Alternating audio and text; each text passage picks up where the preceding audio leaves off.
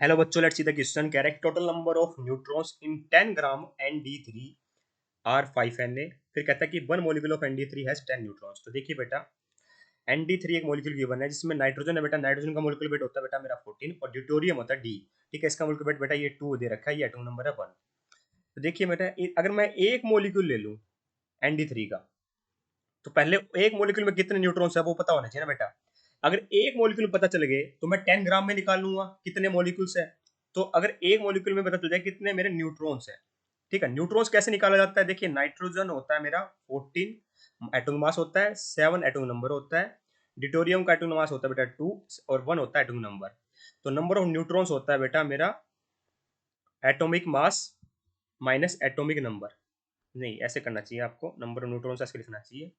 देखिए, जो atomic mass minus atomic number नहीं बोलना चाहिए मुझे, ऐसे होना चाहिए कि जो एटॉमिक मास होता है ना बेटा, वो number of neutrons plus protons के बराबर होता है, और एटॉमिक नंबर होता है बेटा मेरे नंबर ऑफ प्रोटॉन्स के बराबर। ठीक है, एटॉमिक मास होता है number of neutrons plus protons, atomic number होता है मेरा प्रोटॉन्स के बराबर, नंबर ऑफ प्रोटॉन्स के बराबर। तो यहाँ से मैं क्या निकाल लूंगा बेटा? नंबर ऑफ न्यूट्रॉन्स निकाल लूंगा। नंबर ऑफ न्यूट्रॉन्स कैसे आएंगे बेटा? नंबर ऑफ न्यूट्रॉन्स आएंगे atomic mass minus number of protons. Atomic mass कितना है 14, नंबर ऑफ प्रोटॉन्स कितना है बेटा 7। तो इसके कितने आए बेटा मेरे 7 न्यूट्रॉन्स आ गए बेटा मेरे। कितने हैं इसमें? 7 न्यूट्रॉन्स है। एक ड्यूटोरियम में कितने होंगे बेटा? एटॉमिक मास है 2, atomic number number of protons है 1, तो 2 माइनस 1 बेटा 1 हो गया। ठीक है, तो नाइट्रोजन के अंदर बेटा मेरे 7 न्यूट्रॉन्स होते हैं। ठीक है, न्यूट्रॉन्स है बेटा ये। ठीक है, और हाइड्रोजन के अंदर बेटा मेरा एक न्यूट्रॉन होता है। सॉरी, हाइड्रोजन नहीं, ड्यूटेरियम। हाइड्रोजन का ही आइसोटोप होता है बेटा, इसलिए मैंने हाइड्रोजन गलती से बोल दिया। हाइड्रोजन का आइसोटोप है।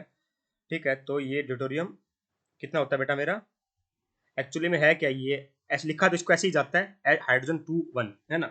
ये आइसोटोप भी तो होता है इसका, हाइड्रोजन का। तो ड्यूटेरियम में कितना बेटा? एक न्यूट्रॉन है ना। यहाँ तक अभी तक कोई दिक्कत? तो एक मॉलिक्यूल ऑफ Nd3 में कितने हो जाएंगे बेटा? एक न्यूट्रॉन, एक नाइट्रोजन है 7 प्लस 3 ड्यूटेरियम है, तो 3 हो जाएगा, 10 न्यूट्रॉन्स हो जाएंगे बेटा। तो एक मॉलिक्यूल ऑफ Nd3 में 10 न्यूट्रॉन है।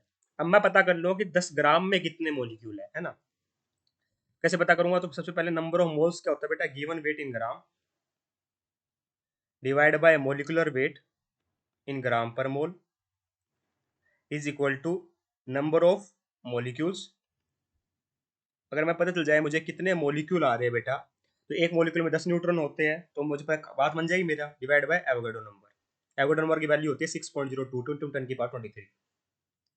तो गिवन वेट तो पता है मेरे को 10 ग्राम है, मॉलिक्यूलर वेट निकाल लेते हैं बेटा। तो नाइट्रोजन का होता है 14, ड्यूटेरियम का होता है बेटा 2, तो 2 इंटू 3 हो जाएगा 6, that is equal to 14 plus 6 होता है बेटा मेरा 20 ग्राम पर मोल। 20 ग्राम पर मोल। तो यहाँ से नंबर ऑफ मॉलिक्यूल्स कितने आ जाएंगे? ऊपर लिखो x divide by Avogadro number. तो कितने आ जाएगा बेटा? ये आ जाएंगे 0.5 Na, है ना। 0.5 Na, जो 0 से 0 कट गया, 1/2 हो गया, 0.5 Na, ग्राम से ग्राम गया। ये आ गया बेटा मेरे नंबर ऑफ मॉलिक्यूल्स। और एक मॉलिक्यूल में 10 न्यूट्रॉन है, इतने मॉलिक्यूल में कितने हो जाएंगे बेटा? एक मॉलिक्यूल में 10 न्यूट्रॉन है। अगर एक मॉलिक्यूल में 10 न्यूट्रॉन होते हैं, तो 0.5 Na मॉलिक्यूल्स में कितने हो जाएंगे बेटा? तो 0.5 Na मॉलिक्यूल्स में हो जाएंगे मेरे 10 इंटू में 0.5 Na, that is equal to 5 Na neutrons. बस यही हमें पता करना था। ठीक है, तो एक मॉलिक्यूल ऑफ Nd3, पहली स्टेटमेंट बेटा बिल्कुल करेक्ट है, 5 Na होंगे बेटा न्यूट्रॉन्स। सेकंड स्टेटमेंट लिखा है कि एक मॉलिक्यूल ऑफ Nd3 में 10 न्यूट्रॉन्स है, ये पता कर चुके हैं हम पहले। दोनों स्टेटमेंट परफेक्टली करेक्ट है ना। एक में 10 न्यूट्रॉन्स थे ना बेटा। ठीक है, जो ड्यूटेरियम का एटॉमिक मास 2 होता है और एटॉमिक नंबर 1 होता है, नंबर ऑफ प्रोटॉन्स 1 हो गए बेटा, number of neutrons plus protons 2 हो गए। तो यहाँ से मैंने नंबर ऑफ न्यूट्रॉन्स निकाल लिए, 2 - 1 करके 1 आया। और नाइट्रोजन में कितने आए थे बेटा? 7 आए थे। तो 7 प्लस और 3 थे ड्यूटेरियम, तो 7 प्लस 3 10 कर दिए थे। मतलब दोनों स्टेटमेंट परफेक्टली करेक्ट है, तो option number A perfectly correct हो जाएगा। सेकंड में कह दिया B incorrect, second statement incorrect है। थर्ड में पहली रॉन्ग बता दी, फोर्थ में दोनों रॉन्ग बता दी। Hence option number A is perfectly correct here. I hope you understand the answer. Thank you so much.